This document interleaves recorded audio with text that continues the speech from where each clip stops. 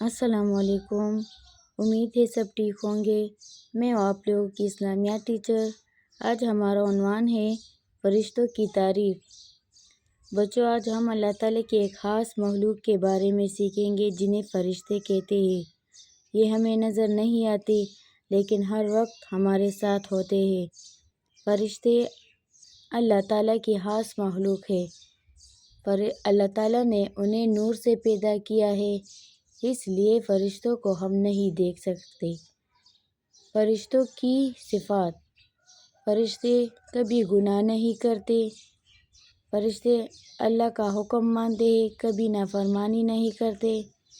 فرشتے ہر وقت اللہ تعالیٰ کی عبادت کرتے ہیں، اور فرشتے ایمان والوں کے لیے بخشش کی دعا کرتے ہیں۔ جب ہم دعا کرتے ہیں تو فرشتے آمین کہتے ہیں۔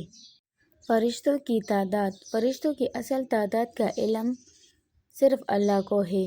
صرف اللہ ہی بہتر جانتا ہے۔ مشہور فرشتوں کی تعداد 4 ہے، ان کے نام درج ذیل ہیں۔ مشہور فرشتوں کے نام: حضرت جبرائیل علیہ السلام، حضرت میکائیل علیہ السلام، حضرت اسرافیل علیہ السلام، حضرت عزرائیل علیہ السلام۔ حضرت جبرائیل علیہ السلام اللہ تعالیٰ کی طرف سے ایک معزز فرشتہ ہے، فرشتوں کا سردار ہے۔ حضرت جبرائیل علیہ السلام کا کام اللہ تعالیٰ کا پیغام نبیوں تک پہنچانا۔ نبیوں اور رسولوں پر وحی لے کر آئے، جیسے تورات، زبور، انجیل، قرآن یہی لے کر آئے۔ حضرت میکائیل علیہ السلام اللہ کے حکم سے بارش برسانا، ہوائیں چلانا، فصلیں اگانا، دنیا کا رزق تقسیم کرنا۔ حضرت اسرافیل علیہ السلام اللہ کے حکم سے قیامت کے دن سور پھونکیں گے۔ حضرت عزرائیل علیہ السلام اللہ کے حکم سے ہر جاندار کی روح قبض کرتا ہے۔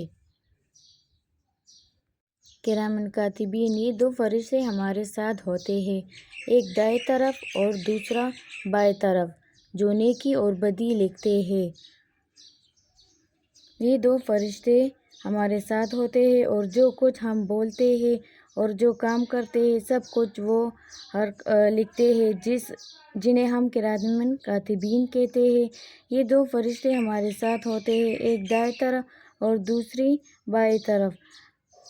دائیں طرف والا نیکیاں لکھتا ہے اور بائیں طرف والا گناہ لکھتا ہے۔ ہم سب کو یہی دعا کرنی چاہیے: اے اللہ، میرا اعمال نامہ سب سے اوپر والے دفتر میں رکھ دے۔ آمین۔